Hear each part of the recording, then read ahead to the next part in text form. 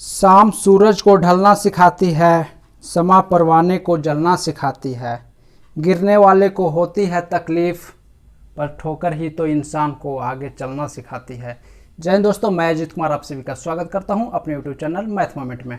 आइए number system से कुछ मैं सवाल लेकर आया हूं जो कि लगभग हर एक एग्ज़ाम में, आरआरबी के हर एक एग्ज़ाम में, रेलवे के हर एक एग्ज़ाम में बोले तो पूछ लिए ही जाते हैं, या फिर एसएससी के भी हर एक एग्ज़ाम। जैसा कि अभी CHSL का एग्ज़ाम स्टार्ट होने वाला है अप्रैल में, तो उसमें भी इस टाइप के क्वेश्चन देखे जाएंगे। देखिए कह रहा है कि यदि 1 + 2 + 3 और ये बढ़ते हुए कहाँ तक 25 तक है ना, ये जो संख्या है लगातार प्राकृत संख्या है, मान लीजिए 25 तक, इसका योगफल यदि 540 है, इसका योगफल कितना है 540 है, तो 1 का क्यूब + 2 का क्यूब 3 का क्यूब है ना, मतलब कि बोले तो 1 का घन + 2 का घन + 3 का घन, इसी टाइप से यदि इन पूरे का है ना घन है तो इसका योगफल क्या होगा। तो आइए इसमें कुछ थोड़ा सा समझने वाली बात यह है कि मान लीजिए 1 + 2 + 3 प्लस इस टाइप से n तक है। मान लीजिए इसका योगफल यदि x दिया हुआ है, तो इसी में यदि 1 का घन 2 का घन 3 का घन इस टाइप से यदि यहाँ पे n के घन तक अगर पूछ लिया जाए तो इसका क्या हो जाएगा x का स्क्वायर। ये जो भी वैल्यू रहेगा इसका हम यहाँ पे स्क्वायर कर देंगे। तो आइए इसी को यहाँ पे है ना अप्लाई करते हैं। तो ये दिया हुआ था आपका 1 + 2 + है ना 3 प्लस इस टाइप से है ना, मान लीजिए 25 तक का ये नंबर है, इसका योगफल 540 था। तो 1 का घन + 2 का घन है ना 3 का घन इस टाइप से 25 तक का घन का योगफल कितना होगा। तो ये जो भी नंबर दिया हुआ रहेगा उसका क्या कर देंगे हम स्क्वायर कर देंगे। तो देखिए 540 का स्क्वायर कर देंगे, 540 का यहाँ पे क्या कर देना है स्क्वायर कर देना। अच्छा एक चीज़ और इसमें आप लोग सीख लीजिए कि इसमें होता क्या है कि मान लीजिए लगातार प्राकृत संख्याओं का योग दिया हुआ है 1 + 2 + 3 + 4 इस टाइप से अगर लगातार दिया हुआ है, मान लीजिए कि n तक दिया हुआ है, तो पहले n तक दिया हुआ मान लीजिए तो इसका योग क्या होगा। तो देखिए n × n + 1/2 होगा। ये आप लोग को याद होना चाहिए, क्योंकि इससे रिलेटेड भी बहुत सारे सवाल परीक्षा में पूछ ले जाते हैं। अब यदि यहाँ से ही आते हैं कि 1 का घन + 2 का घन + 3 का घन + 4 का घन इस टाइप से यदि n के घन तक का अगर पूछ लिया जाए तो करना क्या है कि n × n + 1/2 जो है इसी का हम स्क्वायर कर देंगे। तो ये वैल्यू मेरा कितना दिया हुआ है 540 दिया हुआ है, कितना दिया हुआ है 540 दिया हुआ है। तो इसका स्क्वायर, इसका वैल्यू निकालने के लिए क्या करेंगे, इसका वैल्यू निकालने के लिए इसका स्क्वायर हम करेंगे। तो इसका स्क्वायर देखिए सबसे आसान तरीका है कि एक शून्य है तो यहाँ पे दाहिने साइड से 2 शून्य हम लिख लेंगे। अब देखिए 2 अंक ये बच गया, ये 2 अंक बच गया, 5 और 4 है ना 54। इसका स्क्वायर करने के लिए क्या करना है, बहुत ही आसान है। सबसे पहले जो इस तरफ है ना, बोले तो दाहिने साइड में जो इकाई अंक के स्थान पे है ना, इसका तो काम हम कर दिए, इसका तो स्क्वायर करके है ना 1 0 को बदले 2 0 लिख दिए। अब मेरा बचा 54। इसमें क्या करें, जो इकाई अंक के स्थान पर सबसे पहले इसका स्क्वायर करेंगे, फिर दोनों को मल्टीप्लाई करके इससे मल्टीप्लाई करेंगे, फिर लास्ट में इसका स्क्वायर करेंगे। तो देखिए सबसे पहले इसका स्क्वायर 4 × 16 के 6, हाथ में मेरा रह गया 1। अब इन तीनों को हम मल्टीप्लाई करेंगे है ना, 5 × 2 = 40, 1 41, फिर रह गया मेरा 4, 5 × 5 = 25, 4 29, कितना आ गया 2 9 1 6 0 0। ये मेरा इसका आ गया वैल्यू। तो कुछ भी नहीं इसमें ये सब मान के चलिए, इतना कुछ भी नहीं है, जो भी मान के चलिए कि चलिए सब हटा देते हैं। सबसे आसान है ना, लगातार प्राकृत संख्याओं का यदि योग दिया रहेगा और उसी प्राकृत संख्याओं का घनों का योग यदि मांग लिया जाए तो इसी का स्क्वायर हम कर देंगे एक लाइन में। चलिए आते हैं अगले सवाल पे।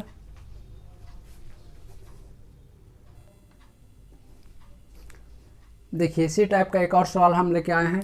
कह रहा है कि यदि 1 का क्यूब + 2 के क्यूब + 3 का क्यूब, बोले तो 1 का घात 2 का घात + 3 का घात प्लस इस टाइप से यदि 10 तक का घात का योगफल दिया हुआ है, मेरा जो भी नंबर है ना 30 25 दिया हुआ है, तो अब देखिए इसी से रिलेटेड है कि 2 का घात प्लस 4 के घात प्लस 3 का घात प्लस इस टाइप से है ना 20 तक के जो संख्या है उसका घात क्या होगा। तो दोस्तों इसमें आप लोग को एक चीज़ इसमें समझ में आ रहा होगा कि देखिए 1 का घात क्या होता है, 1 गुने 1 गुने 1 1 होता है, चलिए 1 होता है। अब देखिए 2 का घात क्या होता है, 8 होता है, 8 होता है ना, 2 गुने 2 गुने 2, 2 दूनी 4, 4 दूनी 8। उसी टाइप से यहाँ 2 का घात क्या होता है, 2 दूनी 4, 4 दूनी 8, 8 दूनी 2 दूनी 4, 4 दूनी 8 होता है, क्या होता है 8 होता है। अब यहाँ 4 के घात क्या होता है, 4 है ना, 4 चक 16, 16 चक 64 होता है। आगे भी इसी क्रम में जाएंगे तो एक चीज़ आप लोग को यहाँ दिख रहा होगा कि इसका ये क्या है, 8 गुना है। कितना गुना है, 8 गुना है। यहाँ भी 8 गुना है। इसी टाइप से यहाँ है ना, तो ये जो संख्या है इसका 8 गुना ये दिया हुआ है, इसका 8 गुना ये है, इसका 8 गुना ये है, इसका 8 गुना ये है। तो क्यों ना इसमें हम यदि 8 से हम मल्टीप्लाई कर देंगे तो इसका वैल्यू हमें पता चल जाएगा, है ना।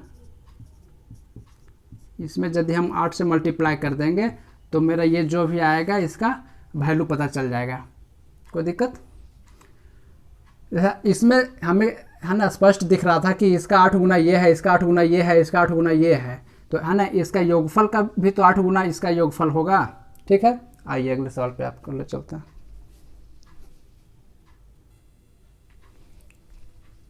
आइए देखिए बहुत ही बेहतरीन सवाल है। कह रहा किसी संख्या को 119 से भाग देने पर 19 शेष बचता है। किसी संख्या को यदि हम 119 से भाग देते हैं तो मेरा शेषफल कितना बच जाएगा, 119 से भाग देने पर 19 शेषफल बचता है। यदि उसी संख्या को 17 से भाग देते हैं तो शेष कितना बचेगा। चलिए मान के चलिए हमें कुछ नहीं आता है, जो कह रहा है ना बेसिक कॉन्सेप्ट से पहले हम चलते हैं, उसके बाद हम इसका शॉर्ट मेथड भी बता देंगे। तो ये कह रहा है कि किसी संख्या को, मान लीजिए संख्या हमको पता नहीं है, संख्या हमको जो है पता नहीं है, x को मान लीजिए 119 से भाग दिया जाता है, 119 से भाग दिया जाता है तो शेषफल कितना बचता है, 19 बचता है। चलिए मान लीजिए कि 1 से अगर इसको लगाए हुए होंगे हम, है ना, तो यहाँ पे शेषफल कितना बचेगा, 19 बचेगा। तो अब x का वैल्यू क्या आ जाएगा, यहाँ पे x का वैल्यू क्या आ जाएगा, देखिए यहाँ पे x बराबर क्या आ जाएगा, इन दोनों को मल्टीप्लाई करके इसको ऐड करते हैं, यही करते हैं ना, तो है ना 19 से कम 119 से कम 119 प्लस इतना क्या आ गया, है ना 9 9 18 के 8 हाथ में 1 1 3 138 क्या आ गया, मेरा 138 आ गया। ठीक है। अब चलिए, अब ये तो हुआ कि एक बार में यदि लगाएं, अब इसका है ना मल्टीपल में भी तो हो सकता था, इसका मान लीजिए कि 2 बार में भी तो यहाँ हम लगा सकते थे, ये जो है ये 2 बार में भी तो लग सकता था। कहने का मतलब 119 का हम है ना मल्टीपल, है ना 119 गुने 1, 119 गुने 2, 119 गुने 3 भी तो यहाँ पे हो सकता था इस टाइप से। तो इस हालात में भी यहाँ क्या आते हैं, शेषफल 19 बचते हैं, जैसा कि क्वेश्चन में दिया हुआ है। इस हालात में भी सवाल में, तो अब यहाँ पे x का वैल्यू क्या आ जाएगा, 119 गुने 2, 119 गुने 2 प्लस 19। देखिए यहाँ पे क्या आता है, 119 दूनी 2, 238 प्लस 19 क्या आ गया, 17 के साथ हाथ में 1, 4 1 5, 257 आ गया। अब ये जो है 138 आ गया और ये 257 जो आ गया। तो अब इसी में क्या है, कह रहा है कि 17 से यदि हम भाग दे देते हैं, तो देखिए 17 से हम यदि इसमें हम भाग दे देते हैं, 138 में भाग हम दे देते हैं, तो इसमें कितना आ जाएगा, 17 8 8 7 56 के 6 हाथ में 5, 8 5 13, चलिए 136 मेरा कितना आ गया, यहाँ पे शेषफल कितना आ गया, 2 आ गया, शेषफल मेरा 2 आ गया। यदि यहाँ भी हम इसमें भी हम यदि 17 से डिवाइड करेंगे तो यहाँ भी मेरा शेषफल कितना आएगा, 2 आ जाएगा। तो ये तो हुआ बेसिक कॉन्सेप्ट है, एग्जाम में ऐसा नहीं करना है। तो अल्टीमेटली मेरा यहाँ पे क्या आ रहा है कि है ना जो भी आ रहा था ये निकल कर इसमें हम 17 से भाग दे दिए। तो इतना हमें नहीं करना है परीक्षा में, परीक्षा में इतना नहीं करना है। इसका आंसर तो पता चल गया कि इसका आंसर 2 आएगा, लेकिन एग्ज़ाम में ऐसा नहीं करना है। क्या करना है, किसी संख्या को 119 से भाग देने पे शेष जो बचेगा, है ना, फर्स्ट लाइन में जो है कि इतना शेष बचता है, और यदि उस संख्या को इतना से भाग देते हैं तो क्या बचेगा, तो कितना से भाग देना है, 17 से। तो दे दीजिए 17 से भाग कितना में, जो शेष बचेगा उतना में ही, 17 एकम 17, ये क्या आ गया, ये मेरा आंसर आ गया है ना। तो शेष कितना बचेगा, तो यहाँ 2। क्लियर है। आइए अगले सवाल पे आपको ले चलते हैं।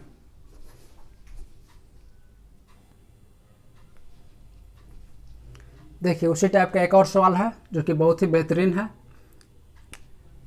एक संख्या को 357 से भाग देने पर शेषफल 39 बचता है। यदि हम है ना किसी संख्या को 357 से भाग देते हैं तो शेषफल मेरा कितना बचता है, 39 बचता है, 39 बचता है। तो यदि उसी संख्या को हम 17 से बोले तो 17 से भाग दें तो शेषफल मेरा क्या बचेगा। जस्ट इससे पहले ही है ना बताया हुआ है कि कितना से भाग देने की बात है, 17 से, कुछ नहीं करना है ना। इसके पहले वाले जो एक कथन जो दिया हुआ है उसका जो शेषफल बच रहा है उसी में भाग दे देना। 7 दूनी 34, मेरा क्या बच गया 5, ये मेरा आ गया आंसर। आइए अगले सवाल पे।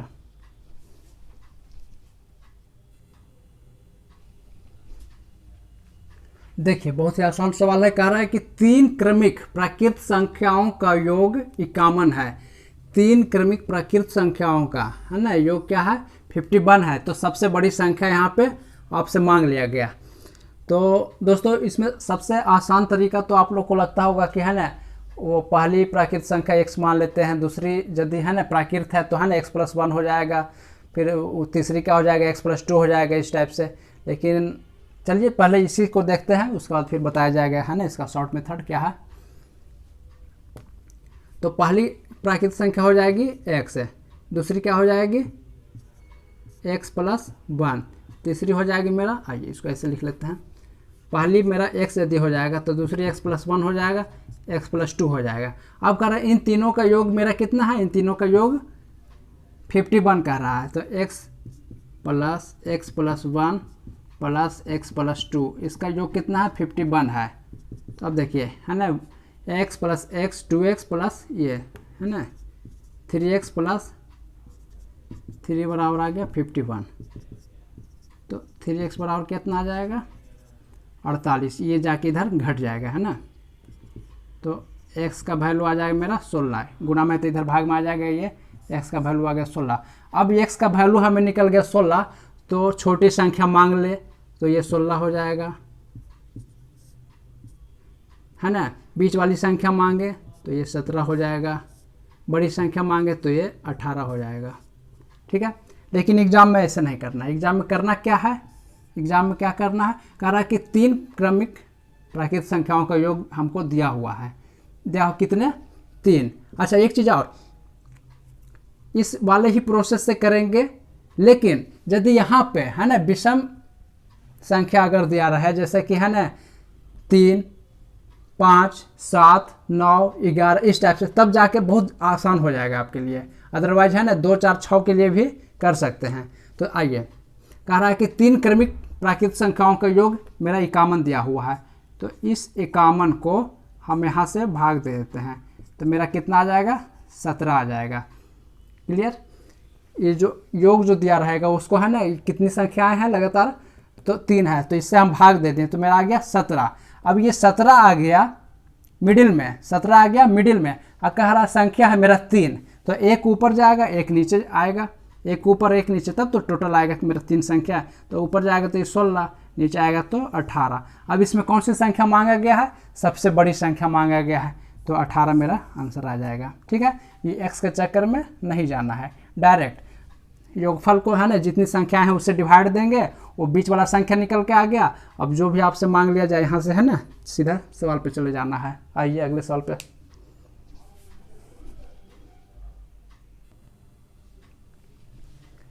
देखिए बैक टू बैक है ना 2 सवाल आपके लिए लेके आ गए हैं ताकि आप लोग का है ना प्रैक्टिस हो जाए।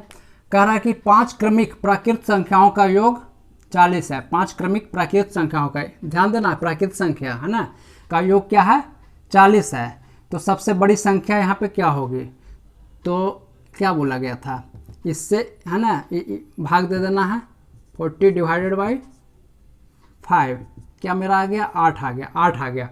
अब कितनी थी, 5 क्रमिक संख्या थी, 5 में से तो एक ये आ ही गया, तो 2 ऊपर जाएगा 2 नीचे आएगा।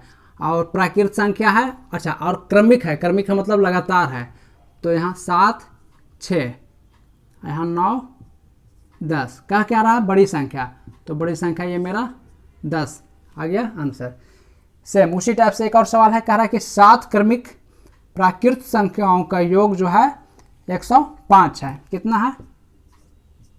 105 है 7 गो का।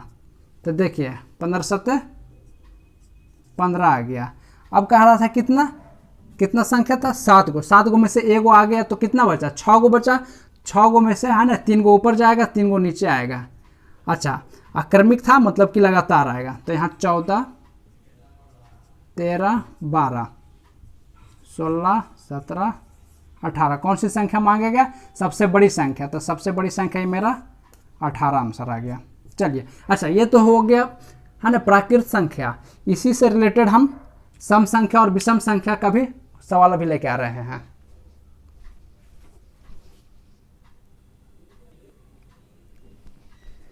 देखिए एक बहुत ही महत्वपूर्ण सवाल है। अगर कह रहा है कि 2 क्रमागत प्राकृत संख्याओं का योग 103 है तो छोटी संख्या यहाँ पे निकालना है। तो आप लोग को क्या बोला गया था कि ये 2 है, 2 प्राकृत संख्याओं का है ना, 2 क्रमागत। तो इससे इसको हम क्या बोले थे कि भाग दे देना है। क्या करना है? भाग दे देना है। अच्छा, यदि हम इसको भाग देंगे तो 2 × 10 है ना, और 2 × 2, चलिए 51 आ गया। कितना आ गया? 51 आ गया। तो अब 51 आ गया तो ये कोई प्राकृतिक संख्या नहीं है ना। 51 आ गया। तो अच्छा, अब कह रहा था इसमें छोटी संख्या और बड़ी संख्या, तो अब इससे ऊपर जाएंगे तो 51, इसके नीचे आएंगे तो 52। छोटी संख्या मांगा जा रहा है तो 51 आ जाएगा मेरा आंसर। क्लियर है? लेकिन इतना भी नहीं करना है, इसमें इतना भी नहीं करना है। करना ये है ना, करना ये है कि यदि छोटी संख्या मांग, या फिर यहाँ पर मान के चलिए है ना, छोटी संख्या ना मांग के बड़ी संख्या यदि यहाँ पे है ना, बड़ी संख्या यदि मांग लिया जाता, तो देखिए अगर छोटी संख्या मांग लिया गया है तो 1 घटा के 2 से भाग दे देना है। बड़ी संख्या यदि निकालना है तो 1 जोड़ के 2 से भागा दे देना है ना। ये सब नहीं करना है। करना क्या है कि छोटी संख्या के लिए आइए 1 घटाना है, 2 से भाग दे देना है। तो 1 घटाएंगे तो कितना आ जाएगा? क्लियर है? ये आ गया छोटी संख्या। यदि बड़ी संख्या के लिए अगर पूछा गया हो सवाल में सीधा बड़ी संख्या, तो डायरेक्ट बड़ी संख्या पे आएंगे। क्या करना है? 1 जोड़ के 2 से भागा दे देना है। 1 जोड़ेंगे तो क्या आ जाएगा है ना, 104/2। ठीक है, ये मेरा बड़ी संख्या निकल के आ गई, मेरा छोटी संख्या निकल गया। ये हमें नहीं करना है, हालांकि है ना, ऐसा नहीं कि ये गलत है, लेकिन है ना इतना भी नहीं करना है। हम डायरेक्ट है ना 2 क्रमागत प्राकृतिक संख्याओं का योग दिया रहेगा, बड़ी संख्या मांगा जा रहा है तो 1 इसमें ऐड करेंगे, 2 से भागा दे देंगे। छोटी संख्या के लिए 1 घटा के 2 से भागा दे देंगे। आइए, ये तो हो गया प्राकृतिक संख्या। अब लेके आते हैं सम और विषम से रिलेटेड कुछ सवाल।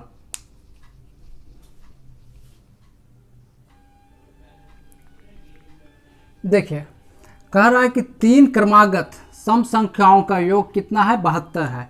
3 क्रमागत सम संख्याओं का योग मेरा 72 दिया हुआ, तो छोटी संख्या यहाँ पे निकालना है। अच्छा, एक चीज़ और है, वहाँ इससे पहले हम लोग क्या देख रहे थे है ना, प्राकृत संख्या देख रहे हैं। तो प्राकृत संख्या क्या होती है? लगातार होती है। 1 के बाद 2, 2 के बाद 3, 3 के बाद 4, 5, 6, 7 है ना, गिनती की जो संख्या उसी को प्राकृत संख्या कहते हैं। लेकिन यहाँ पे क्या दिया हुआ दोस्तों? कह रहा है कि सम संख्या दिया हुआ है। तो सम संख्या क्या होता है? 2 4 6 8, बोले तो 2 4 6, बोले 2 के गैप है, 2 के गैप है। तो आइए पहले इसका बेसिक थोड़ा सा देखते हैं। कह रहा है कि है ना 3 क्रमागत है ना सम संख्या। तो पहली सम संख्या यदि x रहेगी तो दूसरी x + 2, तीसरी x + 4, इसी फॉर्म में रहेगा। तो अब आते हैं, जो मेरा ये था ट्रिक था उससे आते हैं। कह रहा है कि 3 क्रमागत है ना सम संख्याओं का योग कितना है? 72 है। क्या बोला गया था? सीधा 3 संख्याओं है। अच्छा, यहाँ पर रहेगा क्या है ना, ऑड फॉर्म में ही रहेगा है ना, 3 5 7 9 इसी टाइप से रहेगा। तो ये कितना आ गया मेरा? 24 आ गया। 24 आ गया। अच्छा, और सम संख्या की बात कही जा रही है तो 2 का गैप होता है। तो है ना 3 गो में तो एक यहाँ आ गया, बाकी बचा 2 और, तो 1 ऊपर जाएगा 1 नीचे आएगा। तो देखिए यहाँ पे 22 हो गया, यहाँ पे 26 हो गया। अब बोलेंगे 22 26 क्यों? तो चूँकि 2 के गैप होता है ना, सम संख्याओं में 2 के गैप होते हैं। तो अब यहाँ पे छोटी संख्या मांगा गया था, तो छोटी संख्या मेरा ये 22 हो गया।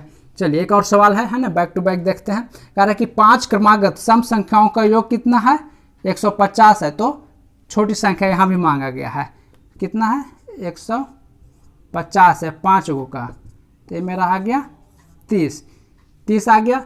5 गो में से 1 गो इधर टना के आ गया, बाकी बचा 4 गो। 4 गो में भी 2 गो जाएगा ऊपर, 2 गो जाएगा नीचे। अच्छा, वो जो 2 गो जाएगा वो 2-2 के गैप में रहेगा, ये भी 2-2 के गैप में आएगा।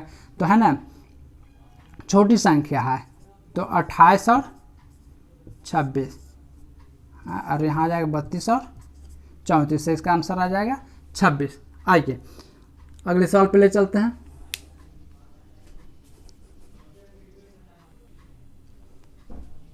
देखिए कह रहा है कि 3 लगातार विषम संख्याओं का योग 75 है। 3 लगातार विषम संख्याओं का योग कितना दिया हुआ, 75 दिया हुआ है। तो इसमें से बड़ी संख्या यहाँ पे पूछा गया हो, तो 75 दिया हुआ, 3 लगातार विषम संख्याओं का योग, 3 का योग है तो 3 से यहाँ भाग दे देंगे, है ना, आ जाएगा मेरा 25। अब यहाँ पे बड़ी संख्या है तो यहाँ पे मेरा 27 हो जाएगा। छोटी संख्या अगर पूछ लिया जाता तो 23, बड़ी संख्या है इसलिए 27 हो जाएगा। ठीक है, तो दोस्तों यदि मेरा ये वीडियो आपको अच्छा लगा होगा तो प्लीज़ एक है ना लाइक कर देंगे, और हाँ अगर हो सके तो दोस्तों के बीच में इसको है ना अधिक से अधिक शेयर कीजिए, ताकि आपके साथ साथ आपके है ना मित्रगण भी लाभान्वित हो। और हाँ, यदि अभी तक आप चैनल को सब्सक्राइब नहीं किए होंगे तो प्लीज़ है ना चैनल को सब्सक्राइब कर दीजिए। और एक चीज़ और, हाँ, सब्सक्राइब के बगल में जो बेल आइकन है उसको दबा दीजिए। उससे क्या होगा कि यदि वीडियो मेरा यहाँ से जाएगा है ना तो सबसे पहला नोटिफिकेशन आपको जाएगा। जय हिंद।